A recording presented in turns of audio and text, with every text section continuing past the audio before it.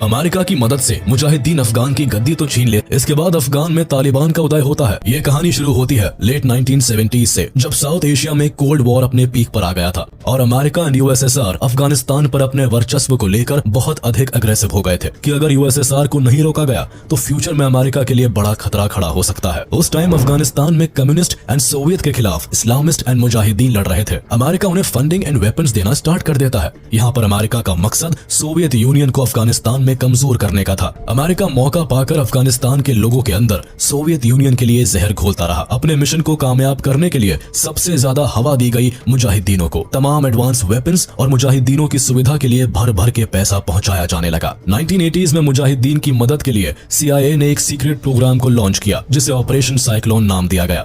मुजाहिदीन को हथियार, गोला बारूद, मेडिकल एड और ट्रेनिंग के अलावा उन्हें इंटेलिजेंट सपोर्ट भी प्रोवाइड किया। अमेरिका ने पहले 6 साल में ही मुजाहिदीन को $3.2 बिलियन का फंड एंड वेपन्स प्रोवाइड किया। जगह जगह ट्रेनिंग कैंप्स लगाकर पाकिस्तान की ISI ने मुजाहिदीनों को ट्रेनिंग देने का काम शुरू किया। यहाँ अफगान फाइटर्स को बेसिक मिलिट्री ट्रेनिंग से लेकर फायर आर्म्स और एडवांस मिलिट्री ट्रेनिंग दी गई। इसी के साथ सऊदी अरेबिया जैसे इस्लामिस्ट कंट्रीज ने भी अफगान की लड़ाई में मुजाहिदीन को अपना समर्थन दे दिया था। अमेरिका ने इस लड़ाई को धर्म की लड़ाई बताकर इस्लामिक देशों से ज्यादा इस्लामिक वॉलंटियर्स को अफगानिस्तान में लड़ने के लिए आने को कहा। सऊदी अरेबिया से भी कई जवान लड़कों ने सोवियत अफगान वॉर को ज्वाइन किया और उन्हीं में से एक था ओसामा बिन लादेन, जो आगे चलकर अमेरिका ही नहीं बल्कि दुनिया के लिए आतंक का दूसरा नाम बन गया। ओसामा बिन लादेन यूएसएसआर को अफगानिस्तान से भगाने के लिए और इस्लामिक जिहादी गतिविधियों को सपोर्ट करने के लिए ओसामा बिन लादेन ने अपने कुछ साथियों के साथ 1984 में मकतब अल खिदामत नाम की संस्था बनाई। 1988 में उसने मकतब अल खिदामत को डिसॉल्व करके अल कायदा बना दिया।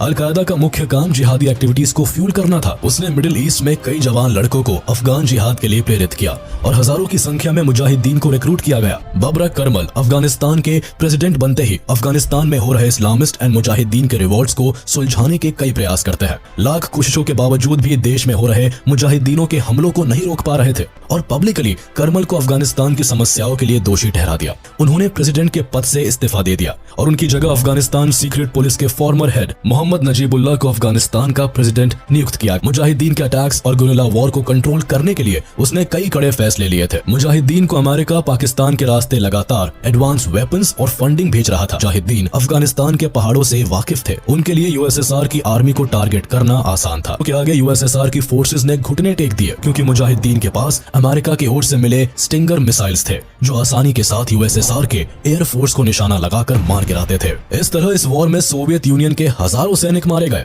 ऐसे में हजारों सैनिक की शहादत के बाद यूएसएसआर को मजबूर होकर फरवरी 15, 1989 में अफगानिस्तान से हमेशा के लिए एग्जिट लेना पड़ा। लोगों के अंदर यह भावना बन गई थी कि सोवियत यूनियन के जाने के बाद नजीबुल्लाह उनके एजेंट बनकर काम कर रहे हैं। खतरा ज्यादा देखकर नजीबुल्लाह को अपनी कुर्सी छोड़ने का ऐलान करना पड़ा कि 1992 में मुजाहिदीन अफगान सिविल वॉर जीत गए। नजीबुल्लाह ने गद्दी तो खाली कर दी, लेकिन अब सवाल था कि अफगानिस्तान की सत्ता पर कौन बैठेगा। कल तक अफगानिस्तान को यूएसएसआर से आजाद कराने वाले मुजाहिदीन नेताओं के बीच का आपसी कोऑर्डिनेशन खत्म हो जाता है।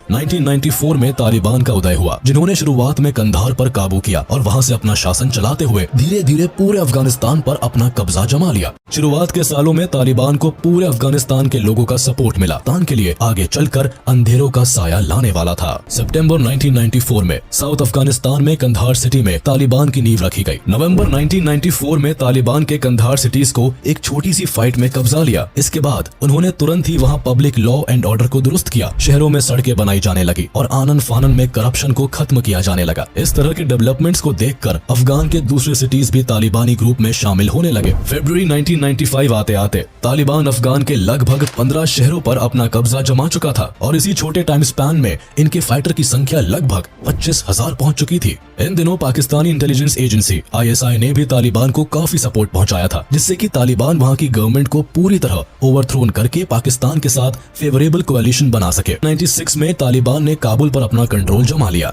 इसी समय 27 सितंबर 1996 को तालिबानियों ने काबुल में यूएनओ के ऑफिस में घुसकर मोहम्मद नजीबुल्लाह की बड़ी बेरहमी से हत्या कर दी। इनकी लाश को चौराहे पर लटका दिया था। पावर में आने के साथ ही तालिबान ने इस्लामिक एमिरेट्स ऑफ अफगानिस्तान को स्टैब्लिश किया और इसके साथ ही शरिया लॉ को पूरे अफगान में लागू कर दिया। इसके साथ ही अफगानिस्तान में औरतों और बच्चों के अधिकार छीने गए। स्कूल्स, कॉलेजेस बंद होने लगे और मदरसा में एजुकेशन दी जाने लगी। किसी की छोटी छोटी गलतियां हो या शरिया कानून का उल्लंघन, सीधे मौत की सजा दी जाने लगी।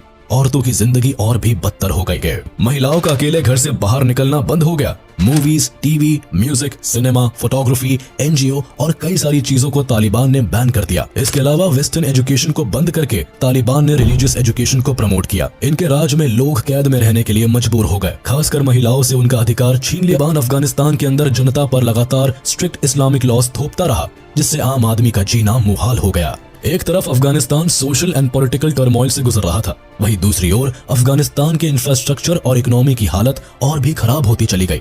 फूड शॉर्टेज, बेसिक नेसेसिटी की कमी के चलते देश में गरीबी और भुखमरी के हालात पैदा होने लगे। जनता चाहकर भी अपने हक के लिए आवाज नहीं उठा सकती थी। इसीलिए लाखों लोग अफगानिस्तान को छोड़कर पाकिस्तान में रेफ्यूजी बनने पर मजबूर हो गए। इसी दौरान मुल्ला उमर अफगानिस्तान में ओसामा बिन लादेन को पनाह देता। यहाँ से ओसामा बिन लादेन 11 सितंबर 2001 को अमेरिका के वर्ल्ड ट्रेड सेंटर पर अटैक करता है। इस अटैक में अमेरिका के अंदर हजारों सिविलियंस मारे जाते हैं। 9/11 के नाम से जाना जाने वाले इस अटैक से अमेरिका को एक बड़ा झटका लगा। इसके बाद अमेरिका ओसामा बिन लादेन को मारने के लिए और अल-कायदा को पूरी तरह से खत्म करने के लिए अफगानिस्तान पर अटैक कर देता है और उसकी अलाइज कंट्रीज अपनी स्पेशल फोर्सेस को अफगानिस्तान के ग्राउंड पर उतारती है और अल-कायदा और तालिबान के ठिकानों को निशाना बनाती है। कुछ ही हफ्तों में अमेरिका अफगानिस्तान की मेजर सिटी जैसे कंधार और काबुल को अपने कंट्रोल में ले लेता। यूएसए का अफगानिस्तान में फोकस ओसामा बिन लादेन और अल-कायदा जरूर होता है, लेकिन तालिबान और यूएसए दोनों अफगानिस्तान में अपने पॉलिटिकल कंट्रोल को स्टैब्लिश करने के लिए लड़ते रहते हैं।